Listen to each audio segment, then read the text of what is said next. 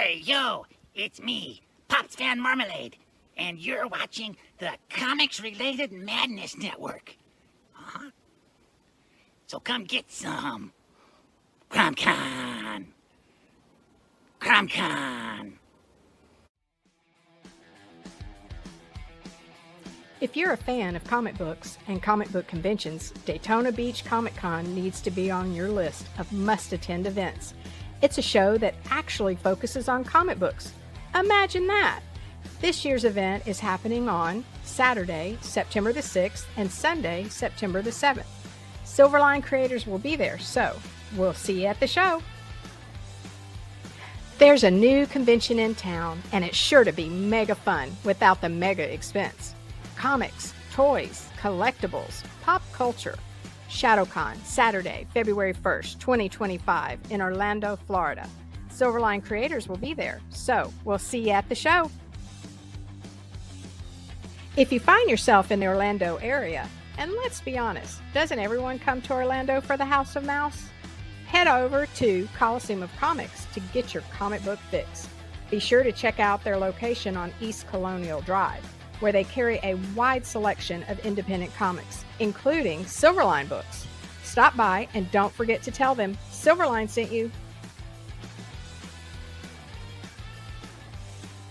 Hey, if you're an independent comic creator looking to get your comic printed, look no further than Kablam Digital Printing. They print our comics and do a fantastic job. They can even print special edition covers. When you reach out to them, be sure to tell them Silverline sent you. Hi, this is Tim TK, host of That Silverline Show on Tuesday. Join us at 11 p.m. Eastern, 8 p.m. Pacific every Tuesday night as we discuss pop culture and the joys of making comics. Hi, I'm Barb Kilber, co-host of Silverline's Wednesday Wham. Join us each Wednesday night as we discuss comics, literature, movies, and anything else that may catch our attention. I'm Roland Mann, and I host Silverline's Silver Sunday. Join me every Sunday at 8 p.m. Eastern as we make mine Silverline.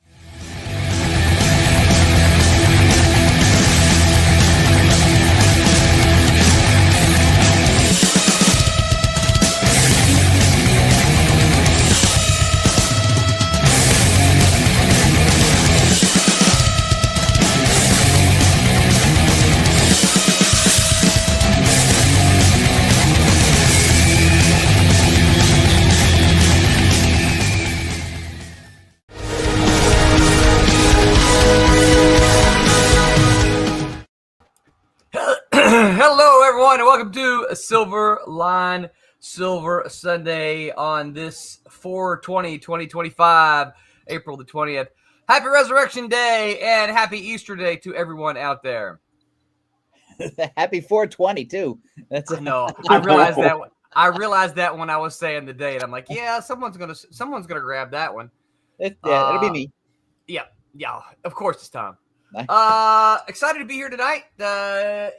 Tonight is our campaign closeout night. I am your host, I am Roland, and I am joined, as always, by the sidekick, Mr. Tom Mason. Hi, everybody. Happy Easter. And, of course, that man in the mask guy, Mr. Mike W. Belcher.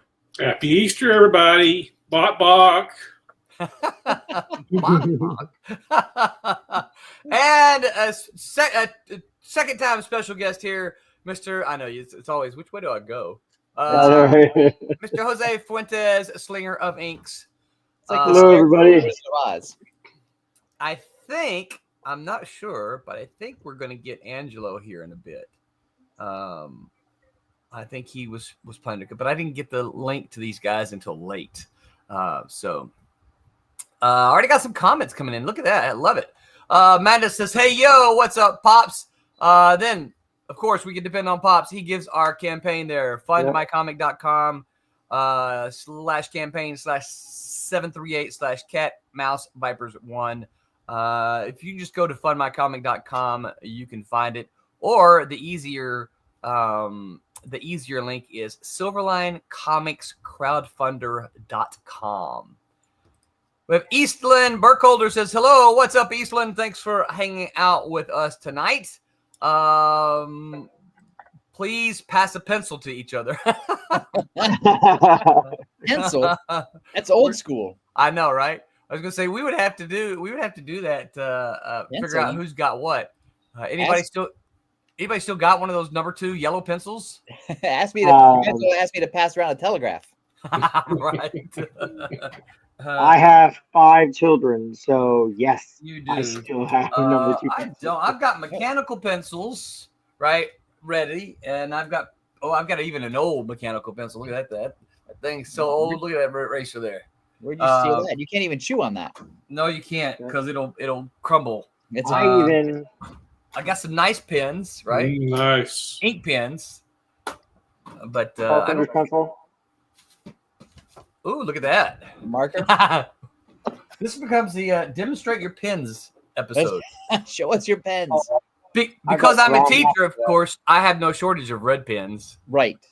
That's the evil you suck marker. True story, y'all. True story. When I first started teaching down here, I went to we're required to take teacher training every year, so many hours, and one of the training sessions I had suggested we not use red pens, and they said because it's very aggressive to students. It's triggering. That's how are we supposed to have our self-esteem kicked? Well, you should use a green pen because green means go. So I went out and bought a box of red Bic pens. Oh, Lord. It's like, no, I am sorry. In my career, my editors often use red pens. Yes, because it's the only way to make it stand out on the page. Yes, yeah. It's not an aggressive. It's not an aggressive move. It's a readable move. It is. Yeah. It's a here. This is easy for you to find move. Right. Yeah. We know from working in comics that sometimes as you try to balance colors on a cover or on a page or whatever, if you pick the wrong colors, it's just going to disappear. Yes. Right. It's like putting white type on a yellow background. Right. You'll just miss it. Yeah, it's not gonna. You're not gonna see it. Yeah, and it's not an intentional thing. It's just you're just gonna miss it, right? Right. I mean, even on screen, I get PDFs back all the time that are red, highlight. Yeah. Because it catches my attention, and I appreciate that. And when I do edits on a document, my changes are in red. Yeah. Oh, you're talking about in Microsoft Word, the actual. Right. Yeah, absolutely. Red just makes it easier for when you cry on it. You both are going to have to repeat that. I didn't catch either one of those. Go ahead, Tom. No, yours is probably better. Go ahead. I just said red makes it easier when you cry on it doesn't bleed. Yeah. That's right.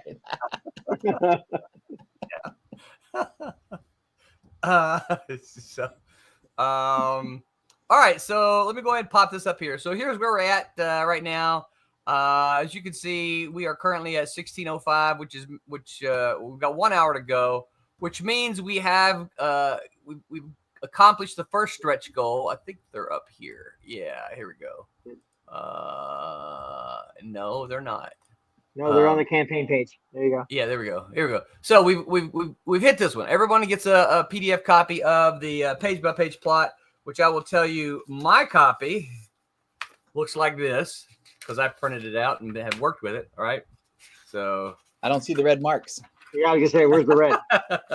Yeah. Yeah. So this is my copy here. That's not the one I marked up. No, it's not. Well, you can't even see the links just because I printed it out in black and white. There's a link there, but just underlined it so you can't see it. Anyway, so that's everyone will get a PDF copy of this. I am frequently being asked about, I guess because Marvel style isn't so common these days. Correct. And so I'm frequently getting asked about the process, how I do it, and what it looks like, and all that kind of thing. So this is a way everyone gets to see what I worked to produce that Angelo drew from. Curious, or not curious, but interesting side note here. I saw an interview with Sal Buscema recently. Did I share that with you guys? I should have. In which he said that the Marvel method was superior. That was a superior way of storytelling, and he loved it. I'll have to dig that. It gives more leeway to the artist to tell the story his way or their way. Right. And so that way because it leaves the artist in control of the storytelling and the pacing and Visual, the structure of the page. Yeah. And that's one of the things that I like. I like that because one of the things I tell writers all the time is 9 times out of 10, the artist is going to be better visually than the writer anyway. So you just tell them, hey, this is what I want to happen. And you let them bring it to life. And it is going to look good instead of you say, panel 1, I have a close-up shot of this character and he's angry. And we see the anger in his eyes. Panel 2, it's like, tell the artist and let them bring it to life. So it's a really good. I have to dig it up and send it to you guys. Really good interview with Sal Buscema. I was a late to the party Sal Buscema fan. I was always a John Buscema fan, but I was a late to the party Sal Buscema fan. Oh, Sal's the king. Hulk was one of my first Marvel books. I mean, he was on there for like 2,000 years, and never showed that he looked like he was getting tired of it. Right. I loved it. Well, he said that's his favorite character. He loved to draw Hulk. Yeah. What's interesting about Sal is he was also a great inker. Yeah. Yes. Yeah. And the stuff when he inked himself, he always looked great too. Yes. And because so much of his stuff at Marvel, because they were all working so fast to meet those monthly deadlines, was dependent upon him getting a really good inker. Yeah, that's true. Yeah. And because his storytelling was always solid. Like he moved those characters through the page really well. But a lot of times I think I don't want to put anybody down, but a lot of times his inkers didn't do him justice. Yeah. And he talked, I don't remember him using names, but he talked a little bit about that as well, about the difference between rough pencils and tighter pencils. Right. Because there is a difference, right? Man, one of my favorite guys, and I've reached out to, Tom will know him when I mention him. I reached out to him a few years ago. One of my favorite storytelling guys who never went really to do much is MC Wyman. MC did some incredible stuff at Malibu, and he made the jump over to Marvel. But what happened is, and I talked to MC about this, what happened is Marvel discovered that he could produce quickly, but it was very, very sketchy. And then over time, he became known as that sketchy guy. Right. And no one would hire him because he was like, that's what they thought of my work. He goes, but they never gave me time to do the work. And I kept asking, let me give me a month to do a book and I'll show you what I can do. But he said he just never did get that opportunity. There's a position that some artists find themselves in is if they're really fast at Marvel or DC or whatever, you get sort of trapped into that, we need a book in 2 weeks. Right. And, they'll force you to sort of turn, and then you become, the 2-week guy or the deadline beater or the we're in trouble guy. And you don't become the regular guy. No.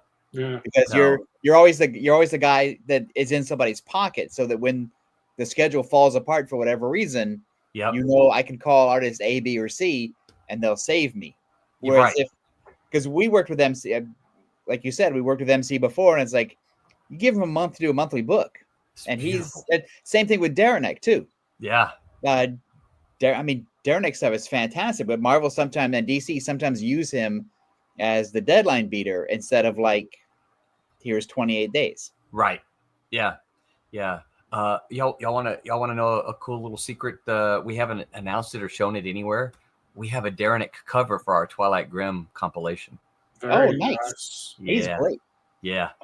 I'm very excited about that. And he doesn't shortcut anything. Everything he does, from pinups to commissions to anything, it's professional quality on top. Yeah. The pinups and commissions that he posts on Facebook, it's amazing. Yes. Yeah. I had to buy one. Of course. So I am pretty excited about that. We haven't shown it. We haven't announced it. Of course, once we get ready to do the compilation, we will. Ryan Permisson says, hey, you guys. He says, Tom, good to see you again. Thanks for joining us Friday. I've got you queued up. I didn't have a chance to listen to it, but I knew you were there. Well, I should warn you that we trash talked you on the show. So. Not a surprise. Okay, now I really have to listen to it. And Ryan does a great Roland impression. Oh no! Oh. Oh no! So Ryan says, Jose, what's up? We need to get you back on the set, brother. Hello. He says, that'd be sidekick, cool. I thought Tom was the lazy writer. LOL. JK. It changes every 7 days. I got to come up with a new one. That's right. Yeah, every 7 days it has to be something. It's they're usually a topic relevant too. Yes, they are. Yeah.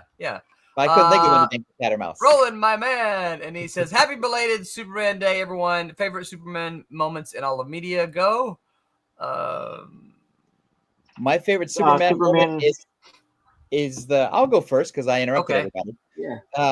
Is Superman's first night in the first Superman movie from 1978. Okay. Because seeing Christopher Reeve in the suit doing all those different things when I was a kid and I saw it, it made my heart swell because finally that was like the Superman from the comics that I always wanted to see on the screen. So that's my Superman moment. Yeah, that would be, him catching Lois in the helicopter. Yeah, yep.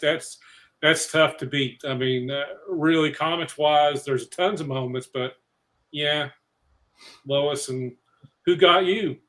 That's right. Because when you see that in a comic book, it's not as impressive as when you see it happening in live action on screen, where he catches Lois and he pushes the helicopter back up, and Lois says that line, and it shivers, is what it does. Yeah. In the comic, it's probably issue 6 of Byrne's Man of Steel, when the computer simulation of Jor-El is trying to take over Clark's head as far as you're Kryptonian, and Jonathan Kent comes up from behind him, hits the computer simulation with a shovel.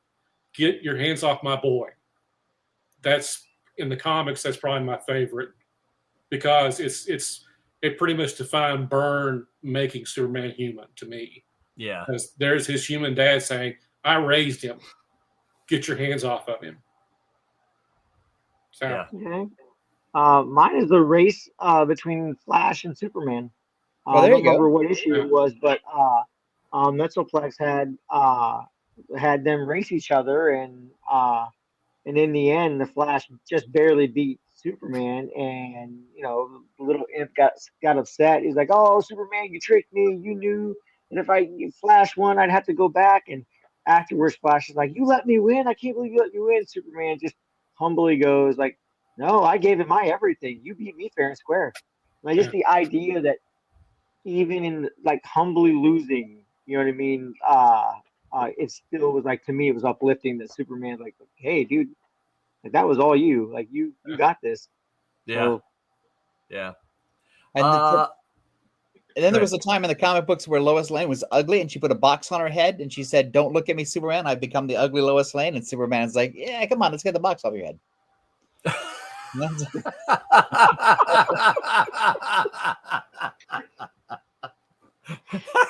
He's like, "I've got X-ray vision anyway." That's right. I think it was a lead box, so he couldn't see how ugly she is.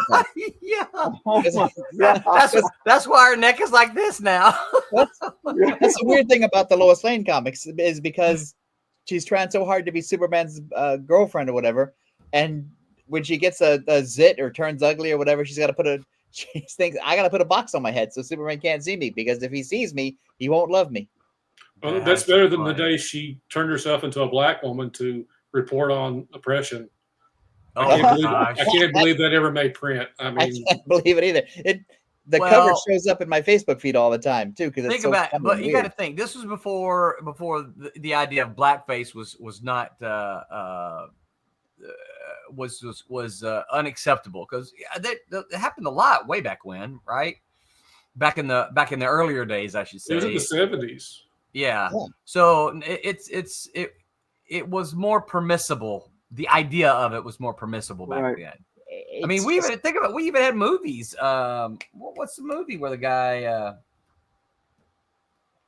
Anyway, Well, I know Holiday Inn had a scene in it where Bing Crosby dressed up in blackface, and I don't remember who his co-star in it was, but yeah, like when they celebrated, was it Abraham Lincoln's birthday? Yeah.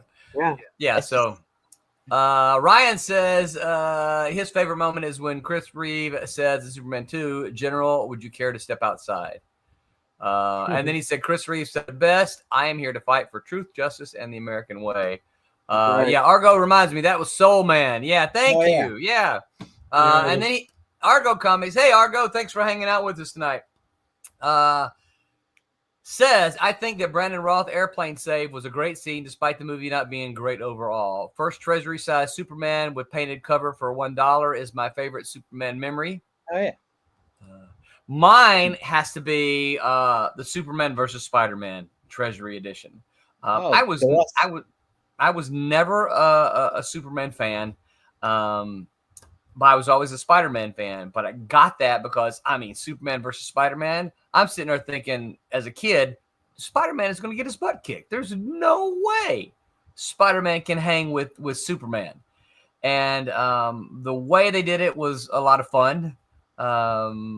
And that was just I can still quote lines out of that thing, believe it or not. But yeah, that for me, that's probably my favorite of the Superman moments. And I miss those event comics. So I always think I know it will not save the comics industry in the direct market, but I would like to see them return to those kinds of things. Yeah. That was a big treasury issue. We looked at doing for our Christmas thing. We looked at for those in the know probably even will recognize this cover. Stephen Butler was able to do an homage cover for us. Oh, yeah. Yep. And we looked at doing a treasury sized book, but we just couldn't make the financials work. Right.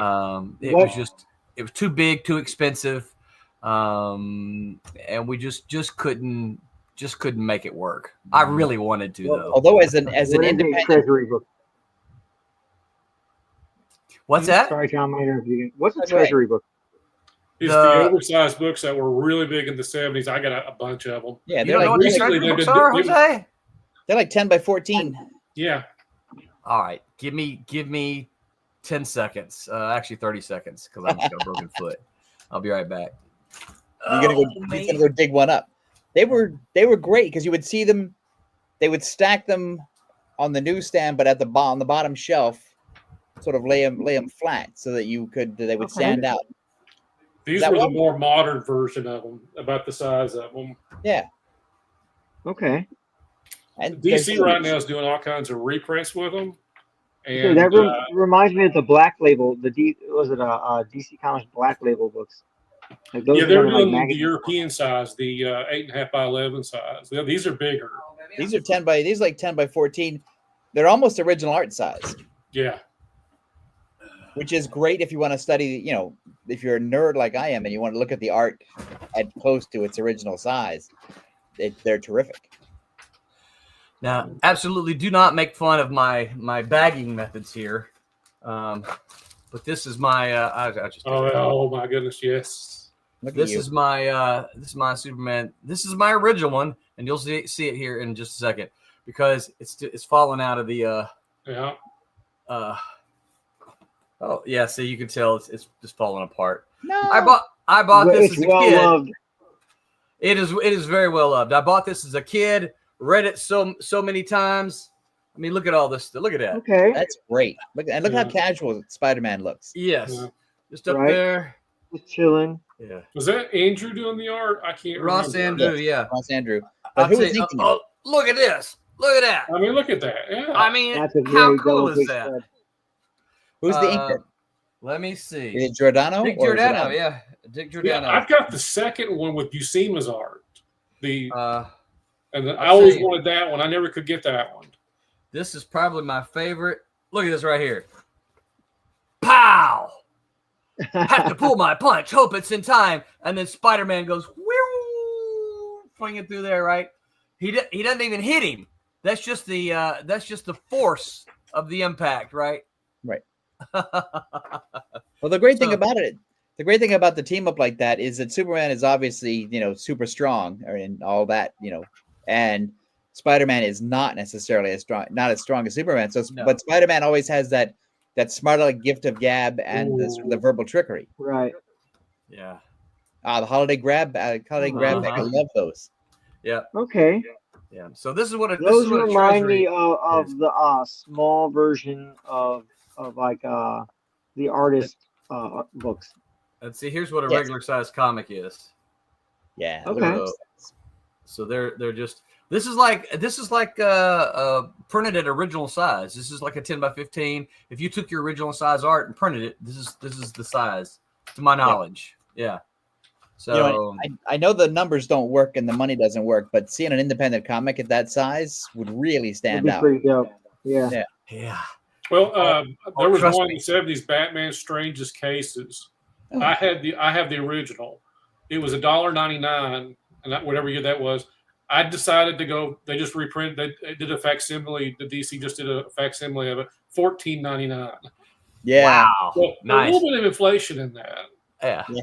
I step away and the chat goes crazy here. Let's see. Ryan Permission says favorite Superman comic is Kingdom Come. He says Man of Steel Jor-El speech to Kal-El before his first fight is epic. Thank you every time. Thank you, Russell Crowe. Cosmic Times TV. What is up, Cosmic Times? Thanks for hanging out with us, man. He says, I want a copy of that PDF. You are welcome to it, of course. Ryan says, Jose and I are younger than you guys. Yoda guys. You Yoda guys.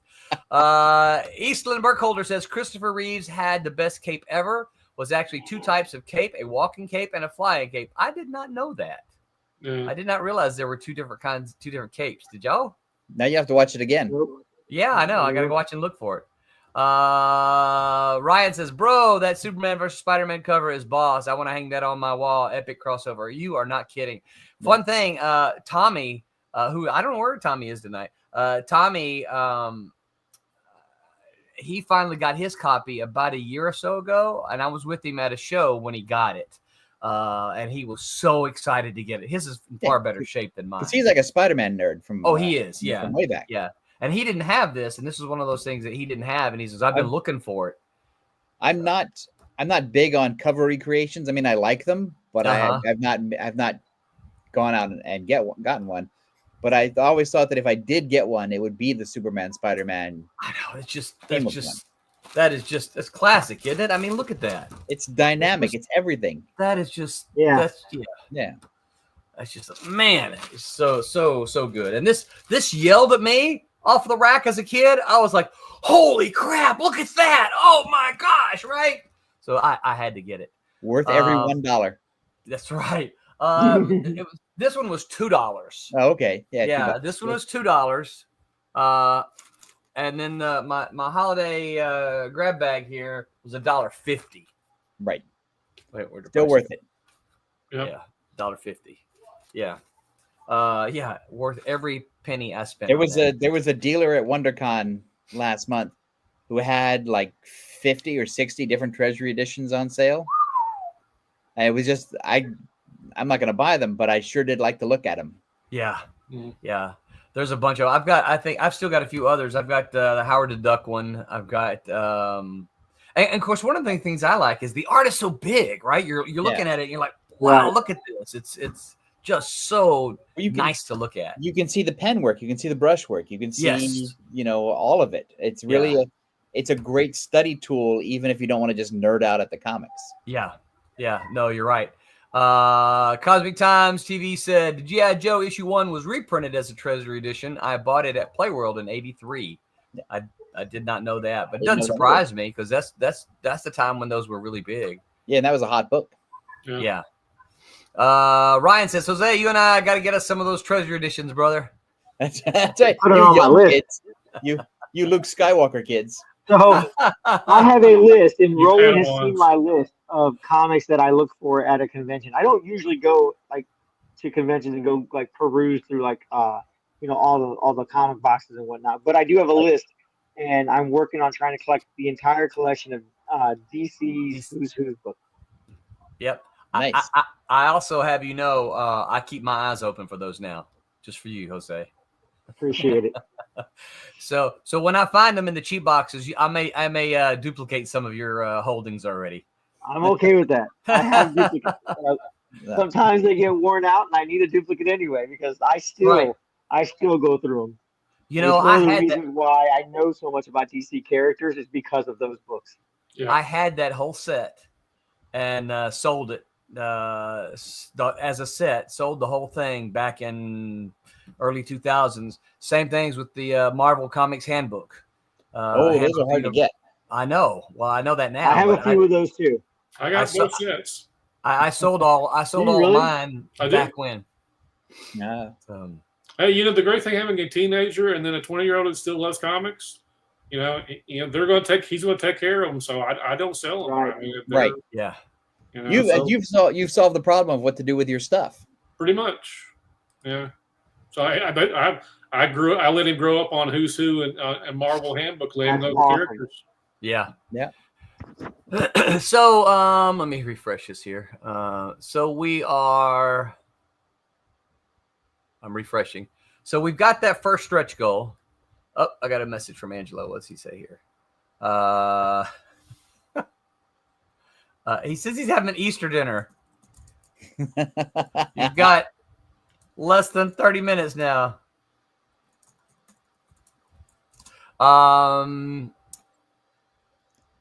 Come on, refresh here. How's your internet connection, Roland? My internet connection is fine, I thought. I had been having when will we see a Silverline handbook? Funny that you should ask that. I actually have somebody working on not in a hard and fast way, but somebody working on it. So 27 minutes to go. We've got he's here. He's here. Ladies and gentlemen, I introduce you to Angelo Concepcion. Hello. How's it going tonight, fellas? How are you? What's up, Angelo? Welcome. Happy Easter. Happy Easter. Happy Easter. Good to see you Right here, on. man. Sorry I'm a little late. Was wrapping up some dinner, but It's okay. What'd you eat?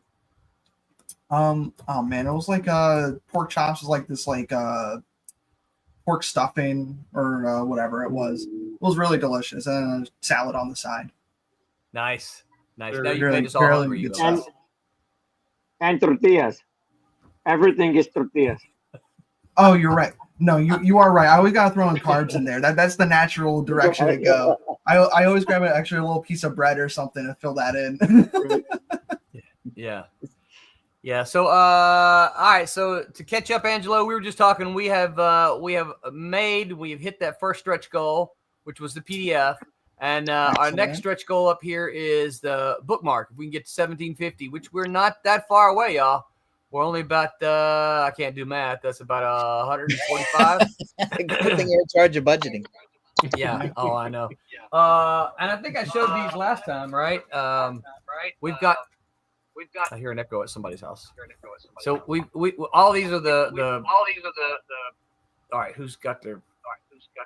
I hear an echo. All of these are Extra fingers, Roland. Extra fingers. Yeah, I know. All of these are bookmarks we've done in the past. So we've got some. Let me get it. We're doing our own Lou Gehrig. So we've got some sweet bookmarks. We've had some sweet ones in the past, right? They're all double-sided here. Now, does Kablam print those too? Well, they used to. So, Sorry, I didn't mean to touch a nerve. it's okay. I know, right? So anyway, we can see right there. If we can get it, right here are the two sides of the bookmark. And they will remind you, of course, that wherever you are reading or whatever you're reading, it's not time to stop reading. You've got to read to the next chapter. That's right. So, and then of course, if we can get the 2000 mark, We've got an indie pack of a bunch of independent. Who is that? That's driving me crazy. Do y'all not hear the echo? I hear it. It's somebody else's. Somebody has the show on. Yeah, who is that? All right, that got better then. Oh, that's Jose. Yeah. Jose, yeah. He's guilty. Yeah, Jose. Yeah. Yeah, I muted you and it went away, Jose. So. That's really weird because it's. Oh no. Like, I'm not running into that. I'm running through my headset, my earbuds. Oh, well now you fixed it. Oh nope, it's back. Oh, Let's see if I mute you on my end, it goes away. So now we're not having it. So it's you somehow. I don't know how. At least it's not me this time. That's the important thing. Oh, okay. I looks like, oh no, I left you on mute, but you did it yourself. Okay, so I will say this: me and Angelo and Jose and Roberta were really wanting to get to this director's cut. We had talked about it some privately, and we think that would be a lot of fun to do. So not looking like we're going to hit it tonight. Fat Lady's not sung yet, so it's still a possibility, of course. But not looking like we're going to hit this one tonight. So we're gonna hang on to this because I still think this would be fun to do. Have the four of us get together and talk about the individual pages like a director's cut, right? And like on a DVD when they start. Yeah, like on a DVD. So that's what we're planning on doing with this. And I like the idea. I've never seen it done in a comic book. I'm not saying it hasn't been done. So if somebody out there goes, "Oh, it was done," I don't know. I've never seen it done. So if it has been, well, kudos to the folks who did it. But this is something I think we would all like to do. But those of you who like original art, there is still original art left. You can still get Tommy's inks on Jose's cover here. And then there are several pages, interior pages here. You can get, well, there's still the cover here. Cover A that Angelo did. Beautiful cover here. I just love it. Still really proud of that one. Yeah. Oh, you should be, dude. It is. You should be proud. And it looks, I'll show it in a second. It looks fantastic, all foiled up too. And then of course you can get page 1, which is a gorgeous page as well. Fantastic page there. Then there's page 5 and 16. So, and then you guys can get sketch covers by Jose. Clearly, that won't be a Green Lantern. It'll be the cat and mouse. You'll have that interior, but Jose can do a sketch of your choosing on that sketch cover. So, yeah. So yeah, there's still a lot of fun stuff left. Got 20, probably not 27 minutes anymore. My thing doesn't update. I don't guess. So 21 minutes.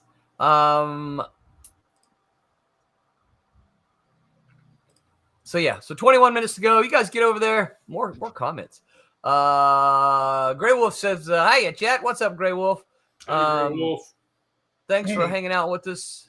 Ryan says, "Bookmarks here and everywhere." That's true. Cosmic Times TV said the echo has to go. Yeah. Thank goodness. I think Jose's working on it. Eastland, a Burkholder says the heavier cape was knitted wool fabric. The nylon cape was floppier and lighter. They had to cheat and get the capes to look the same color under different lighting. I am trying to remember which cape was the flying cape. Well, I mean, now, Eastland, everyone has to go look. Everyone has to watch it again. That's right. Yeah, everybody's talking about it. Somebody has their mic on. Argo Comics, those echoing guilties took me back to the Superman 1 trials. Yeah. right before we banished everybody into the Phantom Zone and all that. Yeah. I was thinking Ned Beatty. You know, I'm the greatest of all time. All time. Yeah. Hey, go ahead. I got a question for Angelo. Ask away. All right. So, because Roland likes to work Marvel style, which is plot first.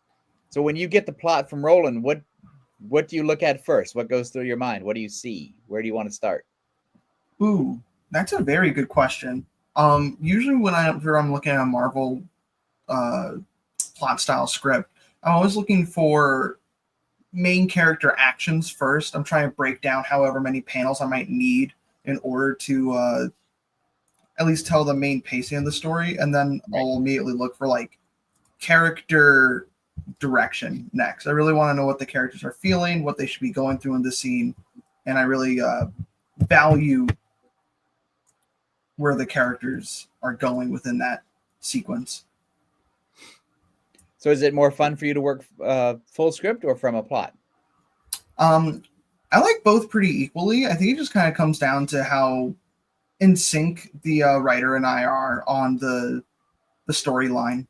Right. Because if it's, my first script with somebody, I usually like to get a full script sometimes, just that way I could like see how the story is working in their head a little bit more. And then plot styles when I'm just really, simpatico with somebody. Right. But Roland said, "No, here's the fire. Here's you in it." Yeah. Yeah, exactly it. No directions, just saying draw something cool. Listen, here's my thinking, okay?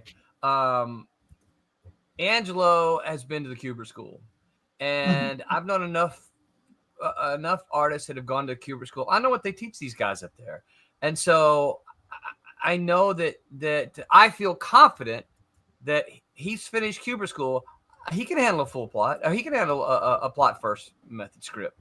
Right. That's fair. So somebody else maybe I wouldn't have felt as comfortable doing that. I've worked both ways as well. I prefer the plot first method because again, I mean, you see Angelo's pages. There's just so much energy in them, and it's like I honestly don't think that, and this is not a slight at Angelo, it's a slight at me. I honestly don't think that I would have gotten quite that energy had I given him a full script. Right. Because he would have been limited by my visual, right, telling. And this way I can just say, hey, look, man, this is what happens. You make it look cool. And he did. So if he'd gone to the Vince Colletta School of Comic Art, then you'd give him a full script. Yeah. Yes, I would. No, you ain't right, Tom. I'm trying to get a shadow ban. Yeah, you are. Yeah. All right, so I can actually say this then. Tommy says, I know someone who prints bookmarks. So yes, Kablam does print my bookmarks. I thought they had removed them. But since Tommy's on there saying it, yeah, Kablam prints their bookmarks and they do a great job. I love what they. True story, right? I told Tommy at one point in time, Kablam's the only place that's ever printed my bookmarks. Okay, I told him at one point in time when he did one, I said I like these better than the long ones. He goes, long ones? He said, yeah, you printed some long ones for me. We've never done long ones.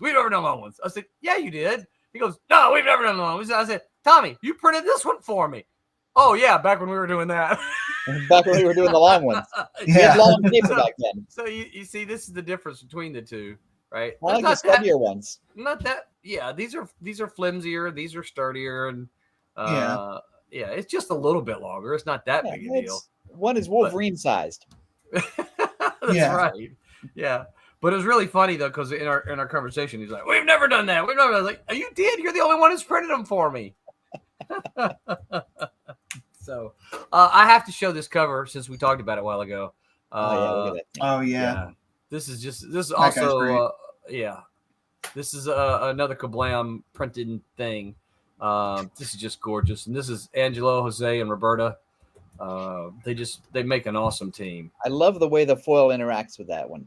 I do too. Yeah. An excellent choice, Roland, for picking that one to be the foil one. Oh, thank you.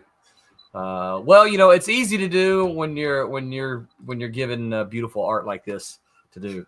So, yeah, I'm excited. By the way, the only way you can get this, y'all, the only way you can get this gorgeous cover here is to get it from the crowdfunder or convince one of these creators to get rid of their very few precious comics. Yeah, I'm sure that'll work. Yeah, because the creators will each get a couple of copies, and then the only other copies printed will be for those of you who back this campaign. So this is a very limited run on these. So if you want one, you need to get it from the campaign now. These things are just gorgeous, though. Yeah. I've been saying the entire campaign that me and Angela do a pretty good job of, for pencils and inks, but it really is Roberta that makes the art beautiful. Oh yeah, she makes everything pop so much more. Yeah, she does. And we miss Roberta here. She is Eastering today. We already knew that she would not be with us, but we miss her. So Roberta, if you listen to us, we miss you. No. You listen. You and Angela and Jose, you guys, it's fantastic looking stuff. I had fun. So part of what to grab onto the plot first method, right? So part of what happens, right, is you have the plot, right? This one to Angelo. Well, then I have to come back and write a script. I do mine sitting on the back porch, sitting in my Florida room, and I just do it all. I write it all longhand. So that brings up another question. So when you get the pages in from Angelo, and because it's not full script, you sort of have to rethink the dialogue at that point, don't you? Based on where he's broken it down. You do. But to me, that's a little bit of a puzzle part that I enjoy, because I'll look at it and say, well, as he pointed out, I'll tell him, they're thinking this, or having this conversation about this, and I'll look at it and the flow of the conversation, like, this is not working with the way these characters are in these panels. I have to revise the conversation. Right. So that it works with because he's drawn a panel, and I don't want to draw a big balloon, to have I don't want to draw a big balloon like this, right? Hey, blah, blah, blah. Yeah. Because we've all seen that in various comics over the years. Mm-hmm. Yes, we have. Tommy says Barry did it.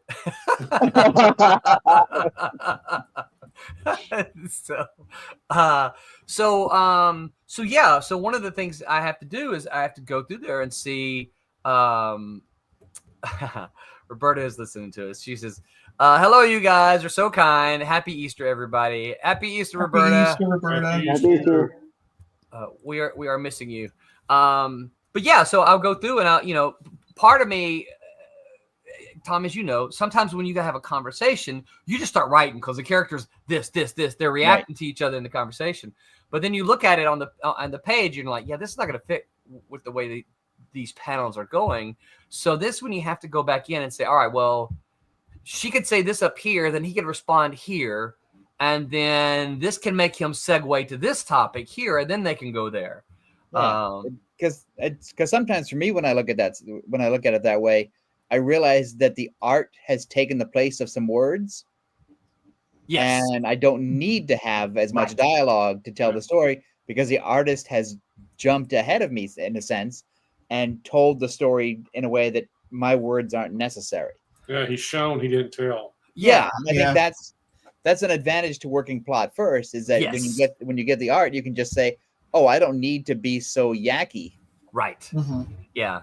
And see the I think the disadvantage in a full script is that's not going to change unless you do have this process where this is, well, let me revisit my script after the art is done, and that doesn't always happen. It's usually the art's done, boom, go to the letters, and so they letter whatever's in the script.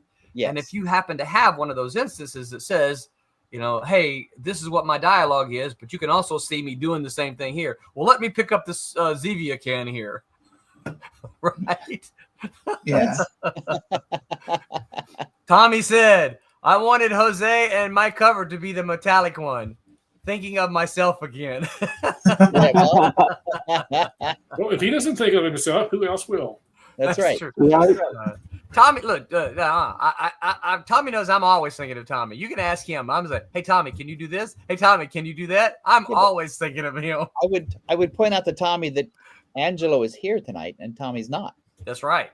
That is right. And Tommy did not say he would not be here. We knew Roberta wouldn't be here. No, he did. He said he was working on something, and if he got it done, he'd be on here. Oh, I missed that. Sorry, Yeah, Tommy. My bad. Roland. I just assumed Tommy I drives. look out for you, Tommy. Saving him from getting thrown under the bus. All right. So Tommy, you have another question for Angelo? I did, but it sort of fell out of my head. Okay. Well, I'll ask. Oh, no worries.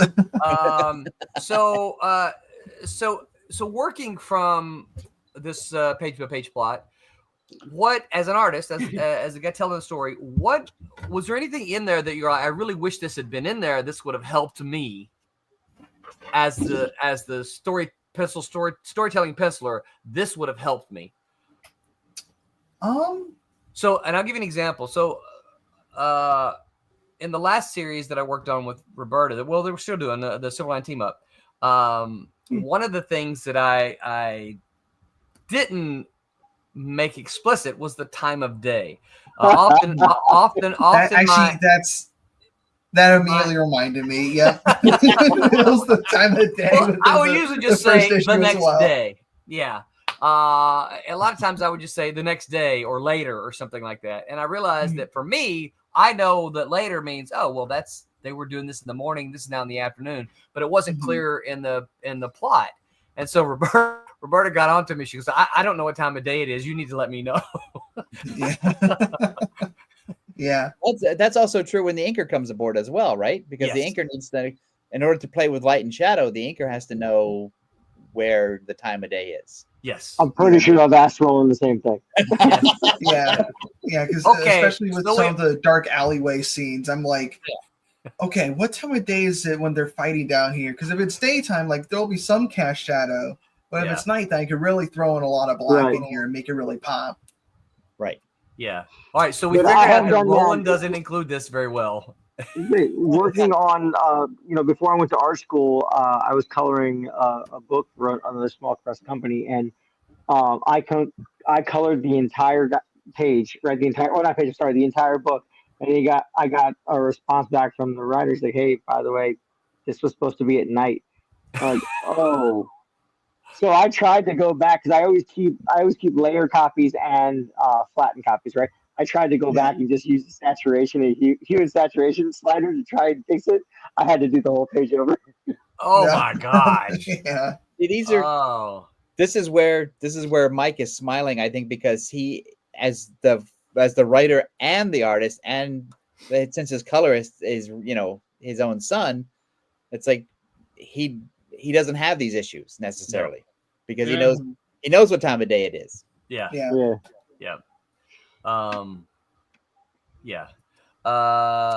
It reminds me of the Silverline team up thing that Roberta, that whole opening scene. It was a fire, right? The opening scene, there was a building on fire, right? And there were she colored all these things as fire, but it was snow. Pete because he's in the snow, and Pete had him snowing. So she had all these. She goes, I just thought they were embers falling around, right? And Pete's like, no, that's snow. Fire is more interesting, though. It is, yeah. So I got a question for Jose then. All right. So Jose, when you have a colorist like Roberta, and you know what she can bring to the work, does that help you plan the inks because you know that the color is going to do some of the lifting as well? No. I mean, the short answer is no, not really. Obviously, I'm gonna follow where Angelo, drops, his shadows on the page. A couple spots, like if I think it needs a little more here and there, I'll tweak it up a little bit. But like anything that I've done major, which has only been a couple things, I've hit Angelo. I was like, hey man, what is this? Yeah. Like, what? I don't understand what that is. Can you explain that to me? And easily just get back to me like, or hey, what if I change this a little bit? Can I fix this? Like, to make this make sense? And he's like, oh yeah, go ahead. Like, well, but every time I do that, I'm like, oh, please don't be mad. Please don't be mad. Please don't be mad. No, I'm more than happy to accept where my faults might be within the pages, because I think there was one where I was like, car parked in a driveway was a little out of perspective. You're like, can I just tweak this just a bit? You know, it's driving me crazy. And I'm just like, go for it, man. You know, like heighten it, make it better. Yeah. Well, and this is one of the things I like about so when we started the project, one of the things I did on in Facebook Messengers, I started a group chat. So, you know, the team has a chat. It's like, you know, me and Angelo, Jose, and Roberta. We're all in that chat so that when questions come up, boom, it's right there, right? And those can easily be addressed. And that's nice. That's a nice thing about the technology that we have today that I'm guessing that they didn't have, you know, 40 years ago. They just had to wing it. Angelo, do you know what a Treasury Edition is? I do. But that's because my dad had a couple of my dad, that's awesome. I do feel like Yoda now. Do you own any, Angelo? Not currently, but I work at a comic shop for my part-time gig, and I get to see all of the facsimile edition ones come in. And those print out pretty fresh. Yeah. So you missed me showing my my Spider-Man Superman, right? Oh, that's nice. Yeah. Oh, that's very nice. Yeah. I got to figure out how to. With all this upcoming Marvel and DC crossover stuff again in the news, I wouldn't be surprised if they put out another facsimile edition, but for that. Oh yeah. That Treasury one. Would be cool. Yeah. That's one I would probably pick up actually. Yeah, this is a great one. This is like I said, this thing stuck with me for a long, long time. I can still quote pieces of it because it was a fun story. Checking in our campaign. We got 2 minutes to go, y'all, on the campaign. 161% funded. If you're gonna get over there, you need to get over there within the next 120 seconds. And make your how do I add this? There we go. Make your feelings known. That's right. Make your feelings known. Like I said, there's lots of cool stuff that you can get here. Where are these covers?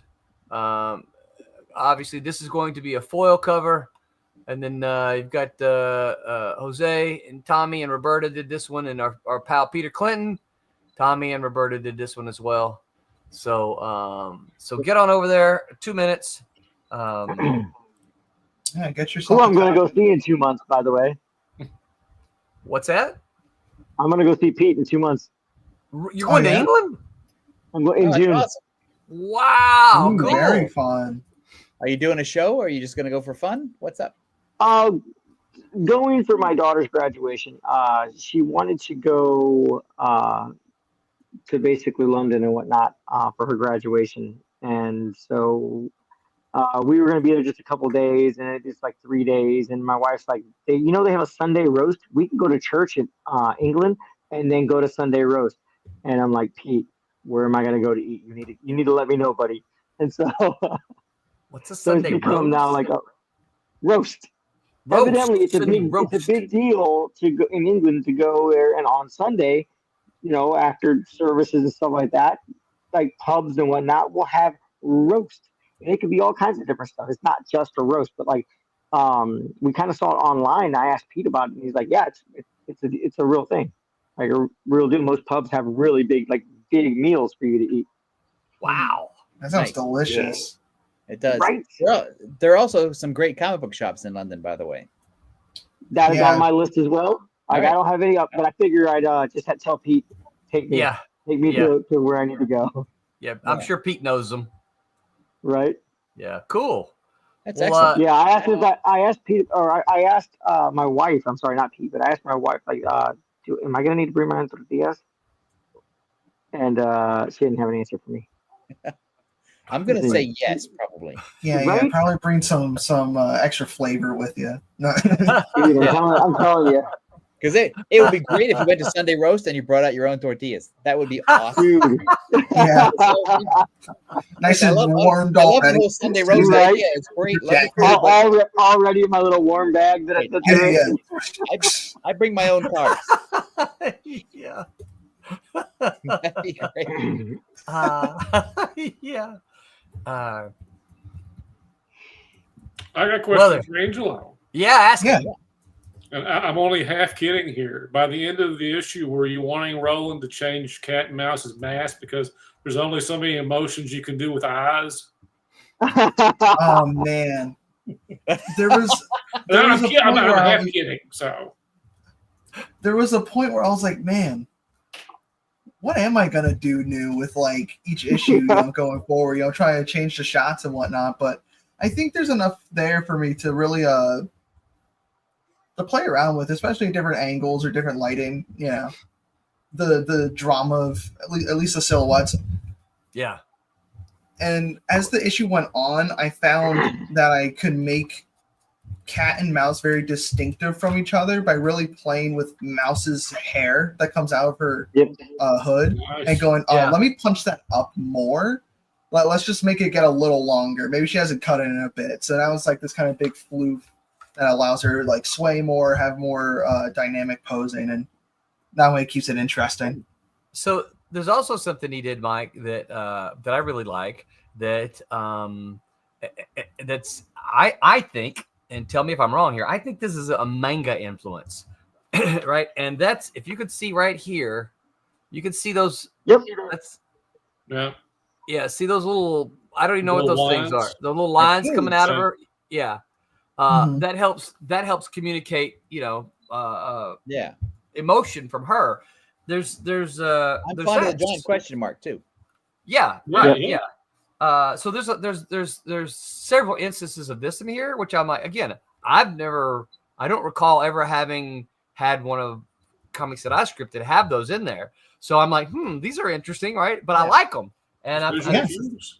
Well, that's a great thing you get about working from a plot is that you can get something back from the artist, and it's like, oh, yes, this. yeah, absolutely, Yeah. And Angelo's really good when going between panel to panel, like drawing like Mouse specifically. There was always enough room in there for him, like, to be expressive with her eyes, to like widen them up, like when she got snatched up, and you know what I mean, like pursed the eyebrows down when she looked determined and whatnot. Like, I mean, it wasn't just like, oh, little beady eyeballs in there. Like there was plenty. Like he had, without compromising the size, you know what I mean, the proportion of the characters and whatnot. Mm-hmm. Like he was able to like still convey emotion from the eyes. It was pretty awesome. So now I got to throw that question back to Mike. When you were developing Man in the Mask, was that a consideration for you as well? When you were, I'm of the mind of the Spidey eyes. When I came up with the Man in the Mask stuff, I thought, well, even though he's got wide eyes because he wears glasses, so I thought, lenses. But I thought, nothing stops me from making the eyes animated. right? But the reason I asked the question, I just got done, the last issue I did where he's younger and the mask that he's wearing is not the mask that he wears as an adult.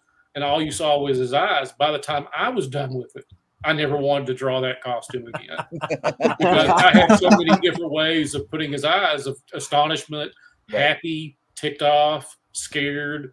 And then Mike said by the end of it, it's like, I'm glad I've never drawn this costume again. And he's my own character. Mm-hmm. So, I mean, I got frustrated. It's like by the end, it's like, how many more ways can I get him to look, startled? Or that doesn't just look like I'm cut and pasting at the end. Of it. But that's doing a comic though. Yeah. One of the things I loved about the Marvel movies is how many times they were able to get Robert Downey Jr. out of the Iron Man mask. Yeah. Yeah. So that he could communicate and you could see his face and his emotions because, Iron Man's mask is, yes, there's really nothing. Missing the nose. Yeah, missing a nose. Except when Herb Trimpe draws him, I guess. Right. Yeah. I was gonna say. Hey, I missed the maybe nose. Gene. Bring it back. But it's hard with costume characters to get emotion sometimes because of the mask. Mm-hmm. I mean, Batman does it because they cheat and they give him expressive eyebrows on the mask. Yeah. At least in the old days. And Superman is easy because he doesn't wear one. Right. And the Flash, you get to see half his face. Yeah. Yeah. So you get to see that. Right. I'll be honest. Yeah. It's one of the reasons I don't like drawing Spider-Man. Yeah. Yeah. Huh. But I he does actually well. like drawing like You know, facial expressions. What didn't he? Go ahead, Mike. I was going to say, done well. The Spidey eyes that they tried to do that with Tom Holland, but I think they gave up. Right. I think they didn't really get the It's very expression that they stiff. wanted. They do it really well in the animated movies. Yeah. But they, like I said, they just didn't do it in live action very well because they set it up in Civil War. His eyes move. It does look like his eyes have emotion. But once the movie started, it seemed like they kind of cut back, like they weren't really getting what they wanted with it, and so they quit. But in animation, it looks great. I always thought in the movie it was like post production was running long, and the deadline to get the movie out was short, and they just said, "Eyes, forget it, move on, let's go." Yeah. Right. Very plausible. That's why we got the Civil War giant like multi people fight, and it was 11 people. Yeah. Right. Yeah. I got a question for you, Angelo. Sure. Do you have a mirror on your desk? I do not, but I am the type of artist that sits there and while I'm drawing an expression will make the expression so I like feel it on my face as I'm drawing it. I'll have it just lay down on my board. I'm just grimacing, whenever I'm drawing a character. There are so many times doing pencils for obsoletes that I sat there.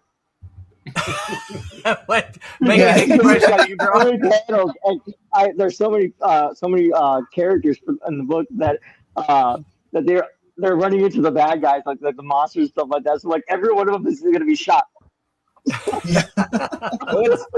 What's funny though is you can make that face and now take a photo of it with your camera or whatever. Yeah.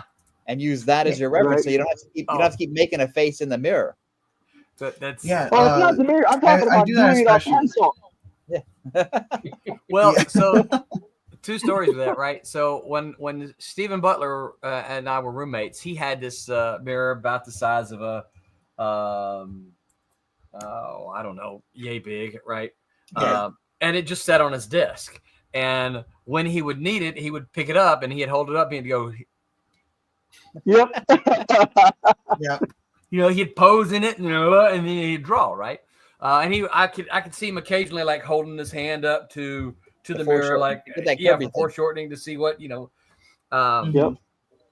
But the funniest story about that reference is when it was, and we caught this all on the stream too, when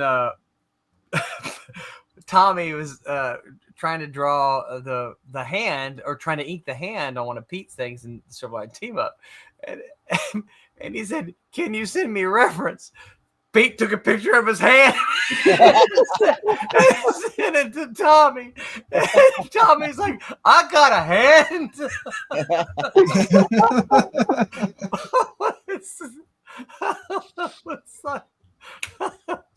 And we caught it all on the stream because Tommy was asking him about it on the stream.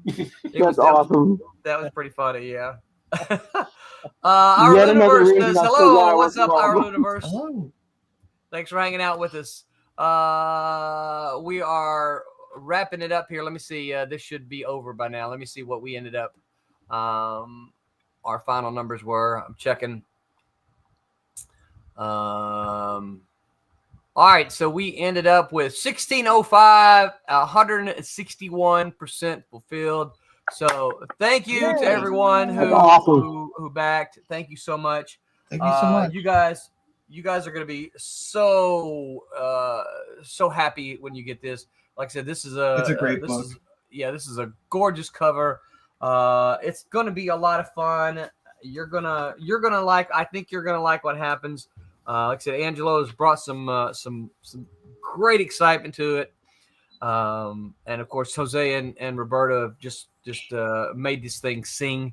There are some words, and as the writer, I'd like you to read them, but the book, a couple of them.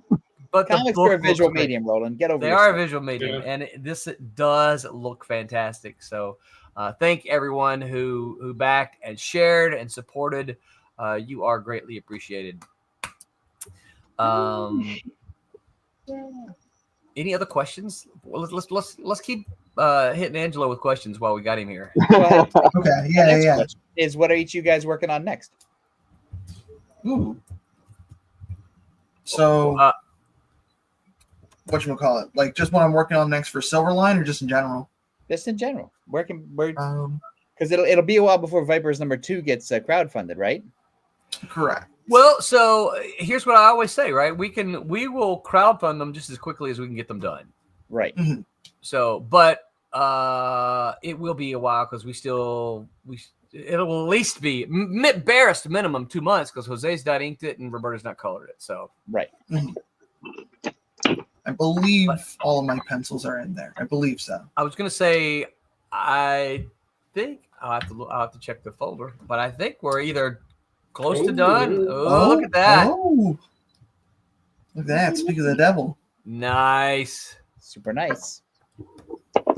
But besides that, I have a few things in the pipeline. I'm working on 2 different anthologies. One of them's going to be a horror anthology, a shipwreck theme, and I'm writing and drawing a story for that one. And the other one's a superhero anthology, and that'll be a story I'm just drawing, but it'll be with a kind of JSA style crowd, so that'll be fun. Nice. That resonates with me. And you guys just did not just, but you guys had just done the time travel one, right? Yes. So me and my girlfriend and a bunch of other Cubert School graduates did a anthology that we funded on Kickstarter a couple of months ago and finished fulfillment on. And that one was called Decades. And each story was about a different decade, and taking whatever tropes and themes of that decade and really playing with the historical fiction of it. Either a realistic historical story or taking it and making historical fiction. Did anyone bring up the Treasury editions? No, not then. Okay. That's something to keep in mind next time, though. Now right. that's on my mind. Yeah. So yeah, I just discovered here the whole issue #2 is completely penciled. Angelo, holy crap, dude! Yeah. Catch up, Yoda. Jeez.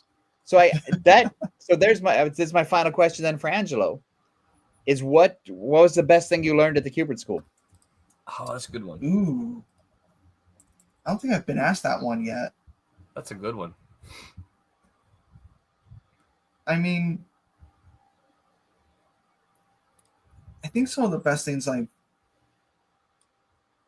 learned. This is a loaded one, huh? Yeah.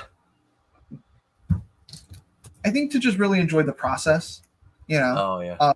You do it if you can't really keep up with it, and if you can't, love it while you do it. Right. It is a difficult medium, and deadlines are tight. But I love telling stories through it, and at the end of the day, I'm a storyteller, so I like doing that first and foremost. Yeah. Awesome. Because I think a lot of people get into the business without understanding that. Yes. Yeah. Right. And so if you can figure that out as early as possible, it's better. Yeah. Yeah. I think. I think you got to have fun. When I first talked to Angela, I know this is one of the things I said is that look, here's what I can tell you will happen. You're going to have fun because we have fun, and all of you guys. And whenever I talk to you, that's one of the things I said. Look, comics are in a they're certainly not making the kind of money they were in the 90s. And, I wish I could promise that that's absolutely what we're going to get. Oh, I really want to show this. I can't make that promise, but what I do want to promise is that, look, we have some fun doing it. And I want to make sure, everyone is having fun when they're doing stuff here with Silverline, because why, otherwise do something different, Mm-hmm. I don't know how to do anything different. What's that? I don't know how to do anything different. Well, that's good. Yeah. I want to show Angelo. Do you care if I show a sneak peek of the cover for #2? Oh, go that for you it. penciled. This will be a if you guys, of course, Angelo and Jose know, but if you guys have guesses, don't say it out loud. Okay. Okay. Star Wars. Yes, we got the Disney license. Yeah. So that's nice. Yeah. Nice. Yeah. Pop said, "Where did Roland steal Angelo from?" Roberta said, "I told him." I love working with Angelo, says Roberta. There you go. Yes. Yep. Yeah. So that's your little sneak peek of the cover, Angelo's cover for number 2. And so also there's the hint there at who one of our guest stars is going to be. I don't know when Angelo took a picture of me from behind like that. Yeah. Jose is famous Shiv. Oh, yeah. Okay. You laugh. I laugh because I know the truth. I did almost stab somebody at the Cuber school. Oh my gosh.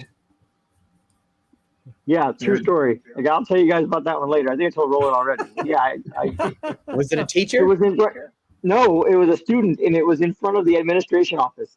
Nice. Nice. That really prepares you. Honestly, that doesn't surprise me though. Like just knowing the Cubert school coming from there, I'm like, all right, you know what? There's personalities, you know. Right. And I get it, you know, but you know, when people say dumb things, they should think before they speak. You know, I will go out on a limb and I will say the creative arts do not necessarily attract 100% stable people. They do not. No.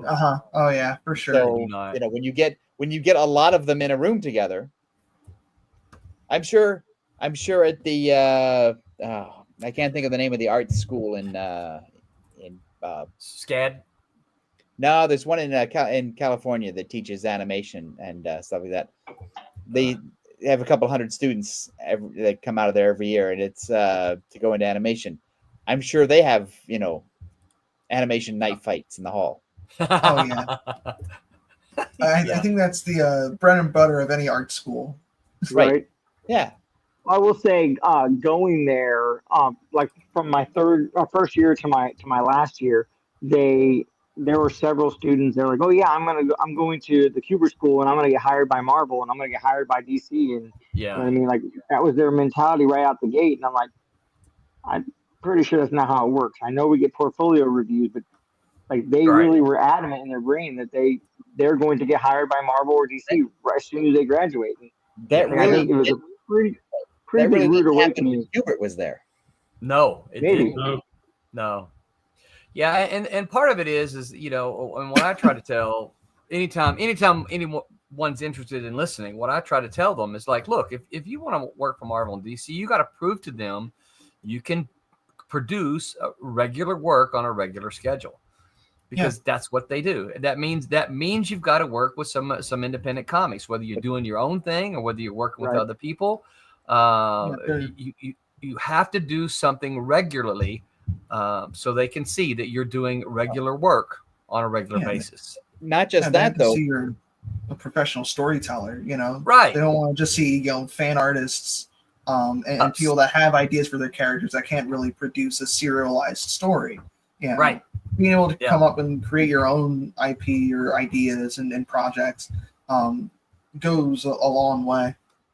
Yeah. And they're also looking for people, and I know this factually, so I'm not just making this up, especially at DC, is they're looking for people who already have a presence. Yes. Yeah. But not just in the market. So they've worked on a book that has gotten some traction in the marketplace, or publicity wise, and they also have built up a social media following. Yep.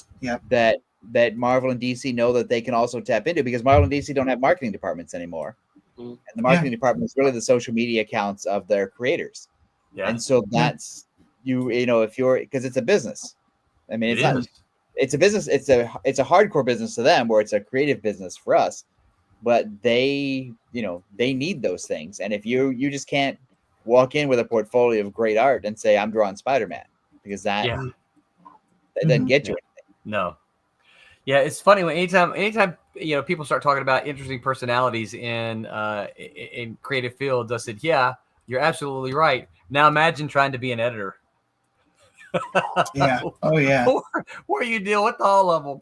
Yeah. Well, I always think an editor with a couple of books is working with about 10 different creators, and it's like a therapy group. You're more right. You're like, because and I don't mean that in a negative way. I just mean like it's very different personalities. Yeah. Are at play, and you've got to sort of manage them, because sometimes your writer and your artist and your colorist and your letterer are just not going to get along. Right. Yes. But yet they produce great work together. Right. So how long can you keep the team together doing great work before somebody stabs somebody? Right. Yeah. And that's not always easy. Ryan says, Roland, if you can find a copy of Superman versus Spider-Man, let me know. Do it. Hey, actually, Ryan, I think Tom Ropp has a copy of this. The last time I saw Tom, he had a copy in his box. So so you might want to check with him. Apex Comics says, hey, Tom Mason, Thomas Flormani, Grey Wolf, hey, Roland Man. Where's it at? Hold on. Hey, Roland Man and the panel. Hey, Apex. Grey Wolf says, I got my rest. It's kind of like Gilligan's Island, right? Yeah, I was going to say, and the rest. Hi, Mike Belcher. I got my associate's of science in graphic design from the Arts Institutes. They had to refund a lot of money over defrauding us, and they got shut down. What? Wow. Wow. Yeah, because there was the Art Institute of Chicago, Art Institute of Pittsburgh, a couple others too. Yeah. Well, we've got the there's the one down in what's that one down by you, Jose? Down by Sarasota, Ringling. Yeah, I was gonna say, are you talking about Ringling? Yeah, Ringling and Sarasota, and they're SCAD. They also teach juggling and circus acts too, don't they? The Ringling School. Actually, yeah. It's a different section, but yes, like there's the Ringling School, and then like more downtown Sarasota, there's this giant dome thing that it's supposed to look like a tent or whatever. I guess that's where they teach it there. But they evidently. Yeah, because they went to the circus winters in Florida. Yeah. Yeah. Everybody winters in Florida. Well, yeah. Or die, whichever. I can honestly say that traffic is so bad here during the winter because all the snowbirds come down here. Where you're at, where I'm at, it's like where the elderly come to enjoy life, and so it's like maybe on the highway. Do elderly people really enjoy life? Yeah, we got 3 lanes out there on the interstate, and we need about 6 of them. Yeah, and there's always construction over by you. God, it's crazy here. I would like to point out that Roland has now entered his grandfather phase. No grandkids as of yet. Right? Yeah. Man. Although BJ is so anxious to be a grandmother. She is like, come on, one of you got to give me some grandbabies. Yeah. I tell my kids the same thing that my dad told me. I think I was 20-something years old. My dad's like, listen, don't make me a grandfather too soon. Like, no problem. I think he told me that when I was 20, and I didn't have my oldest daughter until I was 22. He's like, that is a perfect time. It ain't too soon for either of mine, so. Grey Wolf says Art Institute of Pittsburgh Online Division, Department of Ed shut them down for fraud. Wow, yeah, that's interesting. Send me his info. Tom Ropp, he's the guy who does Daytona Beach. Well, he did Daytona Beach Comic Con, but he sold it. But you know Tom, he's all over the place. He's the con father, Ryan. All right, so my clock tells me we've run a while. Any final comments from any of you guys? Any thoughts? I'd just like to thank Jose and Angelo for showing up and hanging out with us. It was absolutely you guys. You guys do great work, and it's good to just sort of hang. Yes. Oh, absolutely. Yeah, definitely love your style, Angelo. Yes. Oh, thank you. Yeah, I do too. And yeah, Angelo, you gotta. Yeah, thanks for having me on, guys. Yeah, you gotta get on with this regular, man. This is. Did you have fun? Yes, I did have fun. Of course you did. I did have a lot of fun. Good answer. Good answer. We have fun doing this every single week. It's like hanging out after a convention. You go to a convention, and then you hang out with creatives after the event, at night, right? It's kind of like that.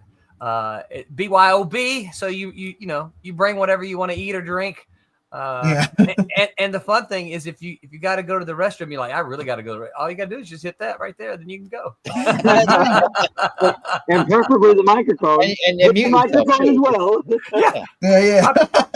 I play games on Friday nights with a guy who has a wireless headset.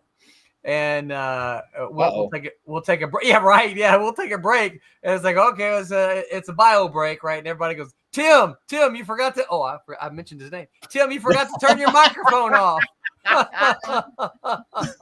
And you can hear me like, he'll go because he can't do anything when he's there. He'll come back and go, I'm sorry. We didn't need to hear I can't that. get that out of my head now.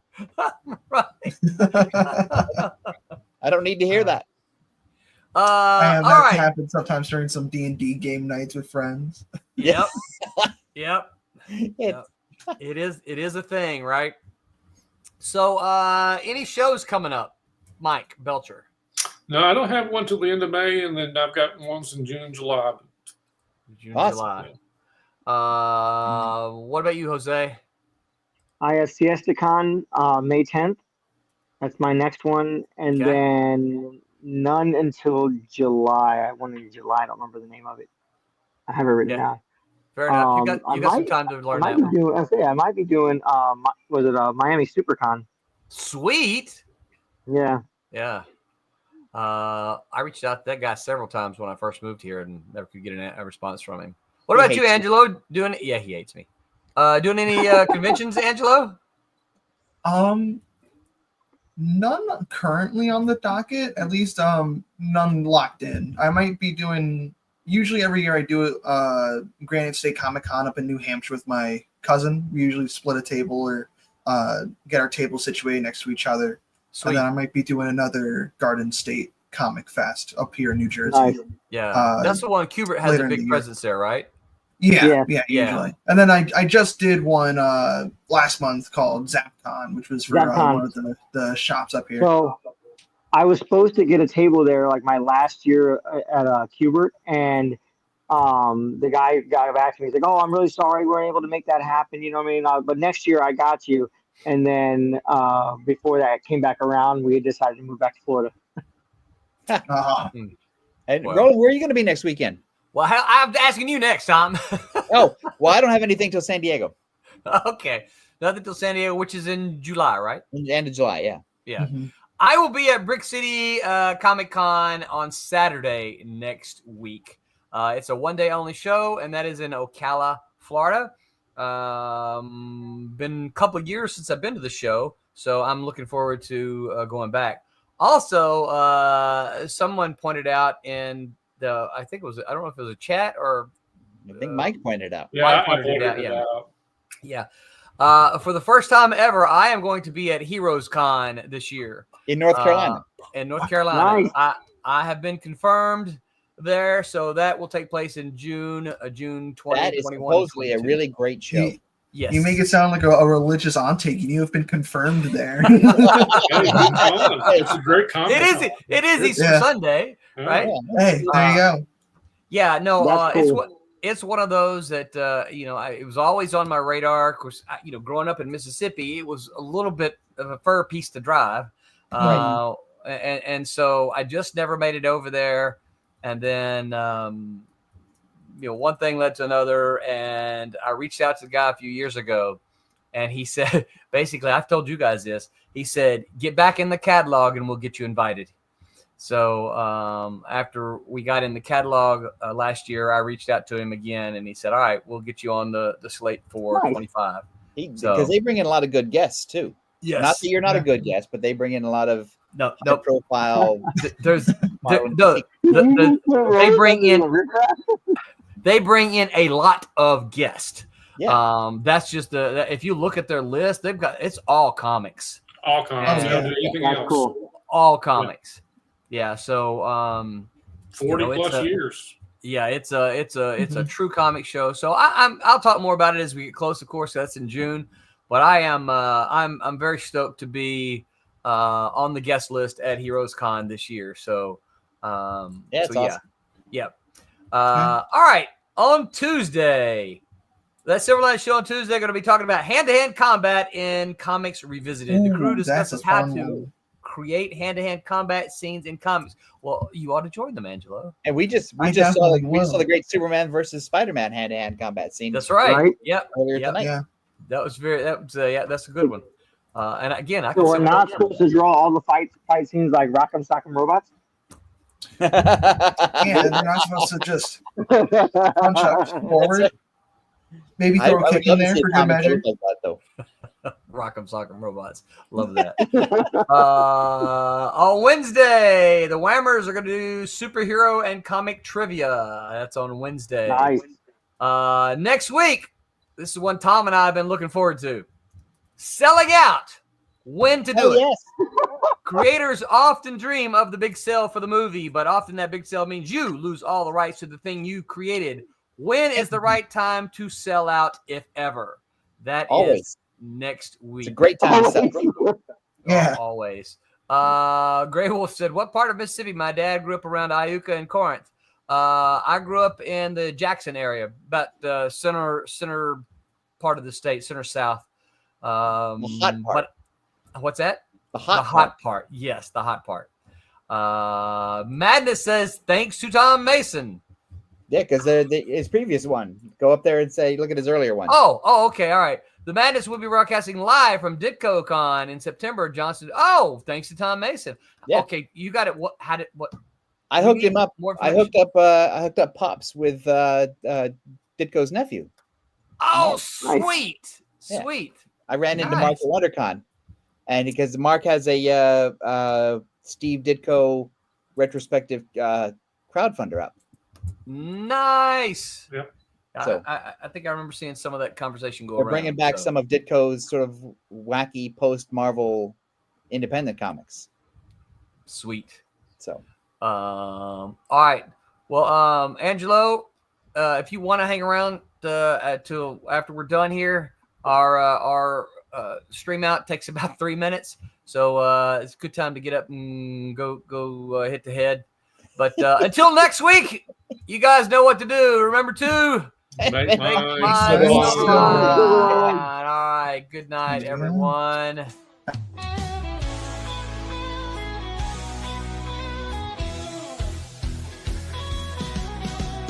Click on the tube and feel the vibe. Every show you crave right here live. Heroes and villains clash in the night. Madness Comic Network sets it right. Scroll through the list, find what you need. Epic battles and fast-paced speed. From capes to cosmic space delight. Tune in and watch your favorites ignite. On Facebook, share the thrill so grand. On X, the buzz across the land. Madness Comic Network all around. In every episode, joy is found.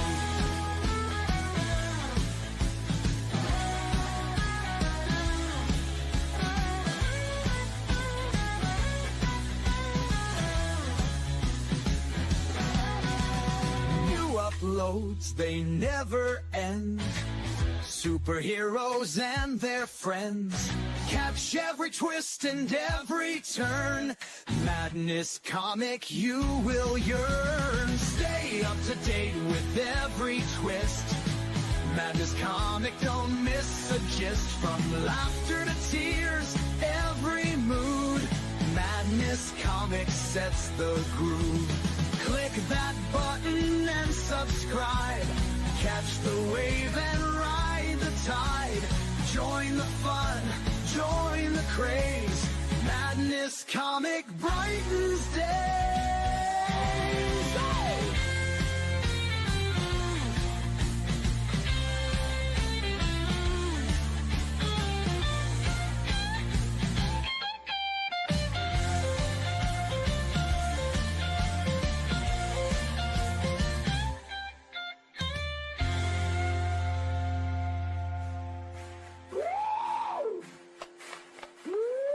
New uploads, they never end.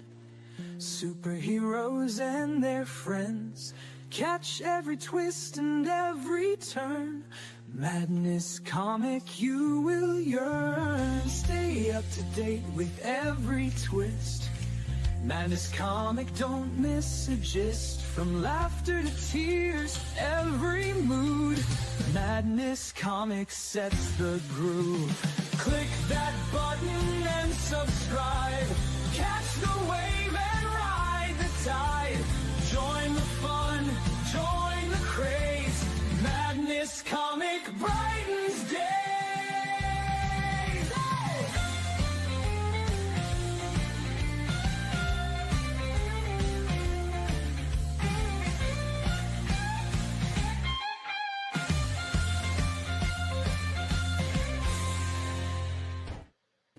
Hi, I'm Greg Horn. Make mine Silverline.